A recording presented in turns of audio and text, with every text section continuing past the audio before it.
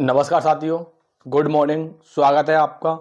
कैसे हैं आप लोग? आशा करता हूं कि अच्छे होंगे और अपनी तैयारी को अच्छे से कर रहे होंगे। उत्तर प्रदेश पुलिस 60,244।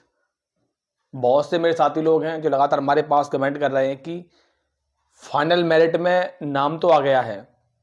जो आपकी उत्तर प्रदेश पुलिस 60,244 की जो 1,74,416 बच्चा पास हुए हैं, इसमें मेल एंड फीमेल नाम तो आ गया है लिस्ट में, लेकिन फाइनल मेरिट का डर सता रहा है।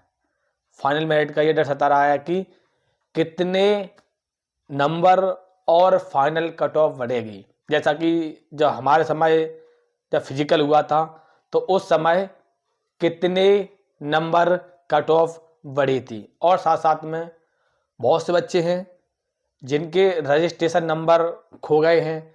रजिस्ट्रेशन फॉर्म जब उन्होंने भरा था तो उस समय रजिस्ट्रेशन फॉर्म उनका खो गया है। तो क्या डीबीपीएसटी में समस्या होगी, और डीबीपीएसटी कब से शुरू होने वाला है, और उसके एडमिट कार्ड कब तक जारी होंगे? इस प्रकार के बहुत सारे प्रश्न हैं आपके।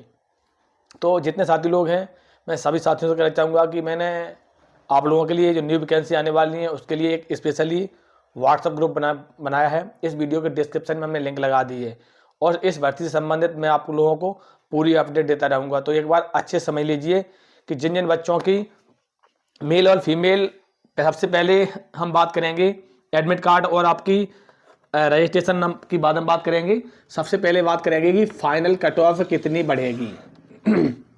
ठीक है, फाइनल कट ऑफ की बहुत से बच्चों को डर सता रहा है। जब हम भर्ती हुए थे तब उस समय कितनी कट ऑफ बढ़ी थी। ठीक है, देखो यूआर 214 पॉइंट से कुछ है, मैंने अपने सीधे नंबर लिख दिए 214, ईडब्ल्यूएस 187 और एसटी 146, ओबीसी 198 और एससी है 187। ये आपकी होगी मेल की। ठीक है, और ये आपकी है फीमेल।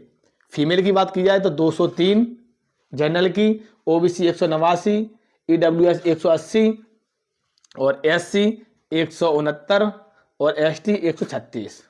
अब इनमें की कट ऑफ कितनी बढ़ने वाली है, क्योंकि खास करके लड़के जो हैं, लड़के के अगर 214 नंबर बहुत से बच्चों के हैं, 215 नंबर हैं, 216 नंबर हैं, तो उनके मन में ये डर सता रहा है कि शायद हो सकता है कि हमारे नंबर इतने कम हैं तो क्या हमारा नाम आएगा कि नहीं आएगा।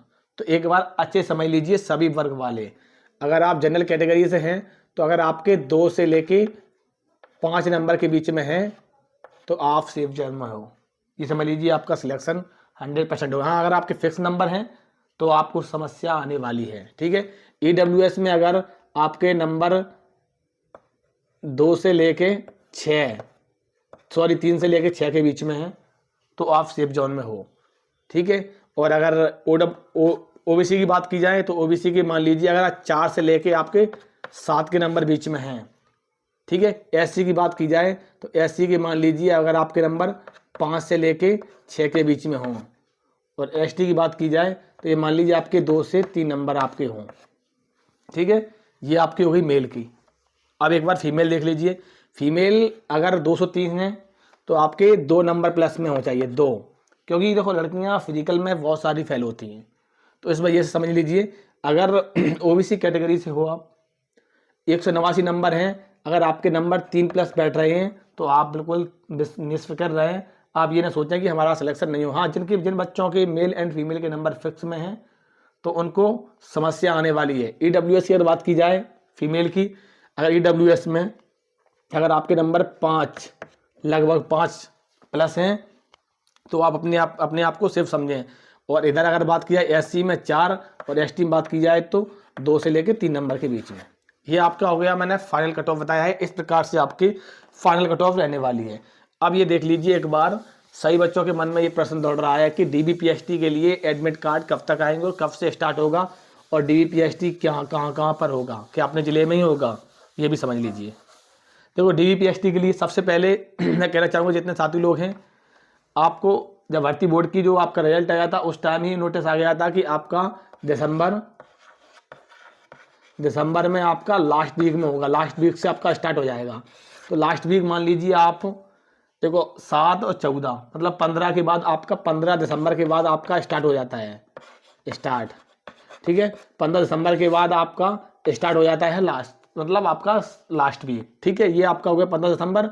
अब इसके लिए एडमिट कार्ड अगर 15 दिसंबर आपका लास्ट वीक है तो ये मान लीजिए आपका 20 से हो सकता है स्टार्ट DVPST। तो आपको 20 से अगर DVPST मान लीजिए स्टार्ट हुआ है, DVPST 20 से स्टार्ट हुआ है तो कम से कम लगभग 5 से 7 दिन पहले आपके एडमिट कार्ड आ जाएंगे। ये समझ लीजिए 5 से 7 दिन पहले आप लोगों के एडमिट कार्ड जारी हो जाएंगे, ठीक है। बहुत से बच्चों के मन में लगातार हमारे पास कमेंट कर रहे थे। अब सबसे ज़्यादा ज़रूरी है पॉइंट है जो सभी बच्चे एक बार जान लें कि DVPST के लिए बहुत से बच्चे सबसे पहले चाहिए आपको कौन सा, जब आपने रजिस्ट्रेशन फॉर्म भरा था, रजिस्ट्रेशन फॉर्म सबसे पहले वो ज़्यादा जरूरी है। और बहुत से बच्चे लगातार हमारे पास कमेंट कर रहे हैं कि रजिस्ट्रेशन फॉर्म नहीं है तो हम क्या करें। आपको कुछ नहीं करना है, आपने जहाँ कहीं भी फॉर्म भरा हो वहाँ पर आपको रजिस्ट्रेशन नंबर मिल जाएगा। अगर रजिस्ट्रेशन नंबर अगर आपको नहीं मिल रहा है तो आप उस जिस दुकान से आपने फॉर्म फिलअप किया है वहाँ आप जाइए, आप अपना ये वाला जो आपका नंबर है, जैसे कि आपका रोल नंबर आपको याद होगा, रोल नंबर आप दिखाओगे तो रोल नंबर से पूरी प्रक्रिया करके वो आपका रजिस्ट्रेशन नंबर रजिस्ट्रेशन फॉर्म आपका निकाल देगा, ठीक है। रजिस्ट्रेशन फॉर्म निकाल देगा। बहुत से बच्चों के मन में प्रश्न था क्योंकि ये बहुत ज़रूरी है, रजिस्ट्रेशन फॉर्म और आपका ये एडमिट कार्ड लेकर आपका जाना बहुत ज़रूरी है। अब सबसे ज़्यादा ज़रूरी ये भी है कि कब से स्टार्ट होगा। तो ये मान लीजिए जो आपका जो आपका DVPST है, DVPST आपका सबसे पहले तो आपका जो DVPST होने वाला है वो आपका ज़िले में ही होगा। जैसे अगर आप लखनऊ से हो तो आपका लखनऊ में होगा, अगर आप कानपुर से हो तो आपका कानपुर में होगा, अगर आप झांसी से हो तो आप झांसी में होगा। तो इस प्रकार से आपका ज़िले में ही DVPST होगा। हाँ, और आपकी जो ट्रेनिंग होगी JTC होगी वो आपके ज़िले में होगी, जो आपकी ट्रेनिंग होगी वो दूसरे ज़िले में आपको जाना पड़ेगा। इसी प्रकार की मैं आप सभी साथियों को अपडेट देता रहूँगा। इस भर्ती संबंधित जो भी अपडेट आएगी तो जितने साथी लोग हैं आप हमारे इस चैनल में जुड़े रहें। अगर आपको लगता है कि मैं आप लोगों को सटीक इन्फॉर्मेशन पहुंचाता हूं तो उसके लिए हमारे इस वीडियो को लाइक ज़रूर कर दिया करें।